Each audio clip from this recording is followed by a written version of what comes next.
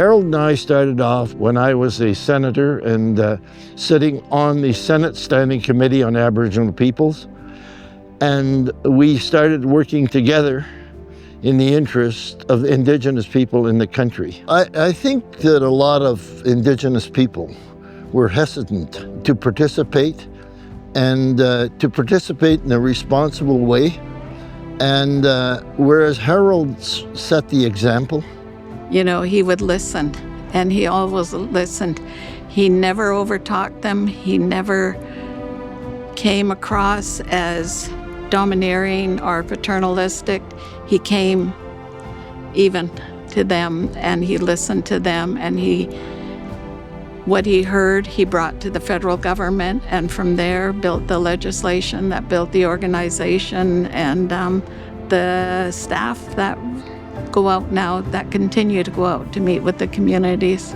I would follow Harold into any room because his vision for economic reconciliation is so powerful. The Indian Act had restricted Indigenous people from participating in the economy. And with Harold's vision and his transformative role in developing the First Nations Fiscal Management Act, Indigenous governments now have the opportunity to access financing at the same rates as any other level of government in Canada. Hey, give us the resources to manage what used to be managed by our people many years ago without money. But now, in this day and age, you need money to regain your language, your culture, your ability to protect the inlet, to protect the forest, to protect the lands, to protect the people. So this is the true value of what Harold Calla has brought to communities. the thing is with Harold is a brilliant man, and he knows the needs. He's lived on reserve. He's lived with the people.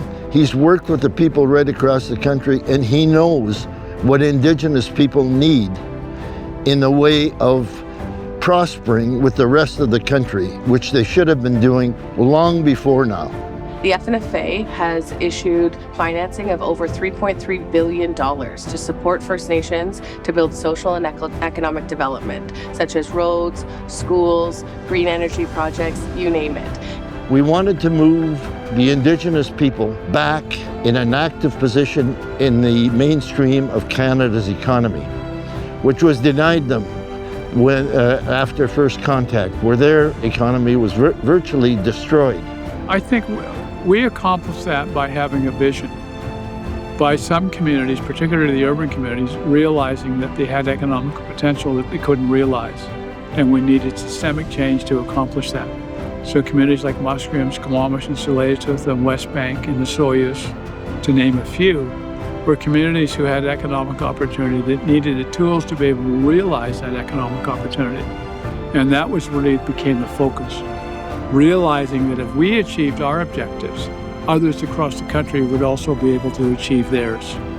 And I think that was the impetus for us to start to look at saying, how do we move outside of the Indian Act? We were legislated out of the economy. We were legislated by the Indian Act. It had not served us well. It will never serve us well. And we needed to be in a position where we could optionally choose as Indigenous people to move outside of it and take care of ourselves. For me to go through the litany of projects that he has inspired and led for Indigenous people, time does not permit this. But Harold, I want you to know that not only did you make these great accomplishments for our Indigenous people, you helped many of us. And those of us that are Indigenous are proud to the point that this award tonight is just a mere beginning in what you should receive for the good works that you've done for Indigenous people right across this nation, and also has not only this nation, but Indigenous people around the world are now looking at the works that you've done with other people, and it's a tribute to you, sir, and we thank you from the bottom of our heart.